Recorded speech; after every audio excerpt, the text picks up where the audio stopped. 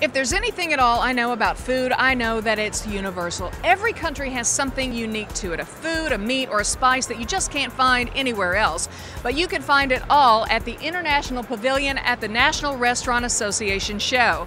I'm Joy Robertson from the Food Channel. Come with me as I show you literally the world of food.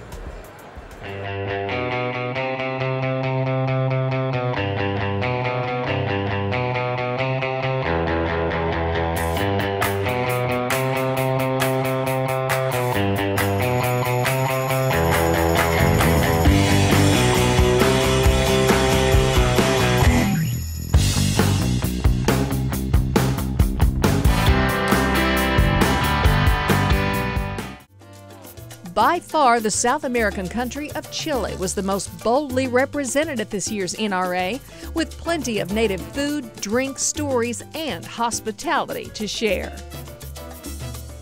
This is going to be delicious. Catherine Medell is representing Chile. She has some cuisine and some wine to show us today. Thank you, Catherine, for being with us.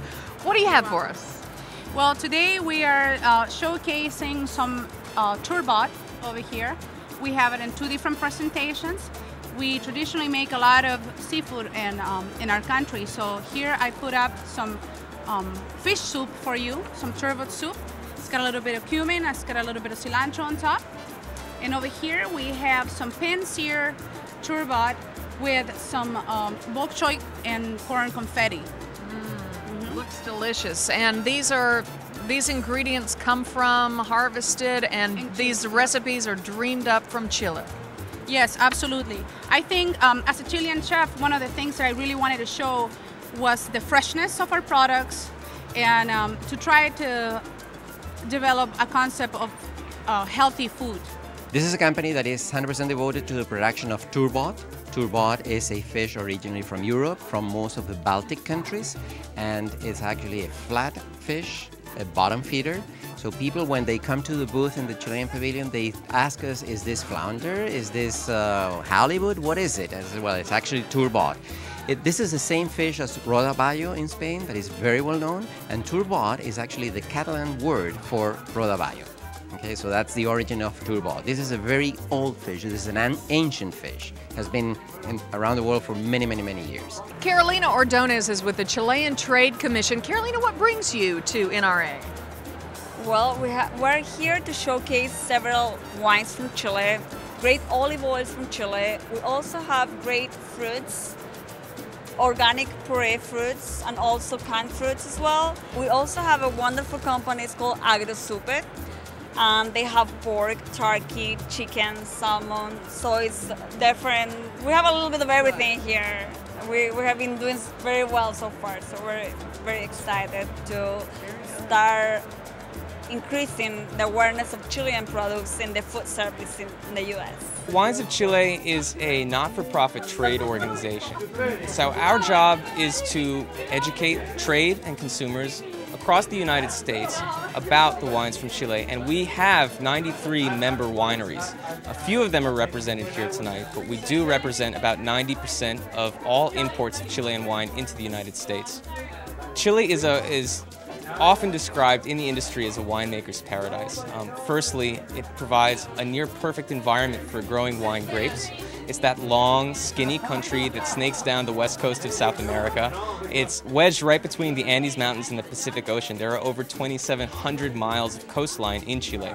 And Chile is surrounded on all four sides by natural barriers. The Atacama Desert in the north, which is the world's driest desert, the ice fields of Patagonia in the far south, the Andes Mountains in the east, and the Pacific Ocean in the west. And all of this goes to create a really pristine growing environment. I'm with Carlos Hart of Elkin Wine, and he's got a great story about a grape that's in one of these wines that comes from Chile. Right. This is a great story. The Carmenere was one of the 4 original noble grapes from France. Okay. About the late 1700s, they transplanted some of it to Chile, and then a blight wiped it out and completely took it out of France. So it was growing just wildly all over France. They thought it was a really good Merlot. Well, come to find out about, maybe 15 years ago, A French geneticist came over and did some DNA testing and found that it was in fact one of their original grapes. And now Chile is the largest producer of Carmenere in the world. And as you just said, you stole it back, right? Stole it back fair and square. Tell me about the packaging, because you don't often see wine in a can. Right, so the easiest way to explain the wine in a can is it's the best venue for anywhere where glass is not a good option. So the easy parts are the golf courses and the swimming pools, but we do a lot of stuff with outdoor venues, outdoor sporting events, outdoor concerts, races. Some of the large race fans would be a good place for it. And then anywhere where you're in the kind of outdoor, I mean, like I said, outdoor sports again, snow skiing, snowmobiling, where we're from, a boat. Sure. And the nice thing about the format of this can is it's the same size as a beer can, right in there. So all the equipment, the coolers, all the things that fit beer cans fit these.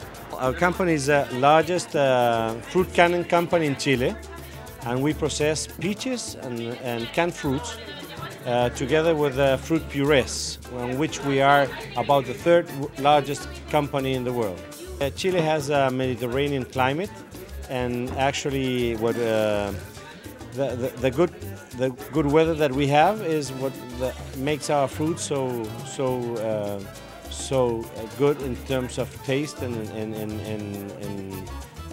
fructose at the end. Chile wasn't the only country represented at NRA. Attendees also visited Israel, New Zealand, and Spain without ever leaving the convention floor. The tahini is a sesame seed paste. It's very famous in Mediterranean dishes. It's a major ingredient for hummus and a major ingredient for baba ganoush, eggplant, and very, very tasty. Lots of trends are developing recently in the US seafood market. In particular, a large move towards sustainably sourced seafood. And something that we do very well out of New Zealand. We have a number of MSC certified species that we're selling in the market right now, and many more that are in pre-certification. We have a great quota management system in New Zealand that many countries are adopting and emulating, and we have great traceability and also a very positive provenance associated with our New Zealand seafood. My wines are all made with a tremendous love. I make them, and beside that, they are being recognized by Parker, Tanser, the San Francisco International Competition. But what is very interesting is we're introducing a white wine variety called Vigiriega, which I can show it to you down there. And it has the peculiarity that it's a grape that was brought to Spain by the Phoenicians 800 years ago, 800 years before Christ, I'm sorry. And has been kept in the county where we are located. Nobody knows about it, and it's a beautiful grape, and we're trying to introduce it into the American market. It's a blend between a Pinot Grigio, a little bit of Viognier, a little bit of Chardonnay, and it's excellent, it's extraordinary. Besides that, the rest of the wines are all phenomenal. The olive oil also has some interesting peculiarities. It's made with an olive called Lechin. The Italian have a twin sister of this grape, this olive is called the Lecchino, that makes the best olive oil in the world in Tuscany. So ours is very creamy, very buttery. It doesn't have the strong piquant flavor. Just to give you an idea, my in-laws are from Wayneville, Ohio, okay? And they're using it for the baked potatoes, the corn on the cob. I mean, it's so gentle and yet so tasty that people love it. Thank you for joining us on our tour of countries. I'm finishing up with a little tahini from Israel. I'm Joy Robertson, and you're watching the Food Channel.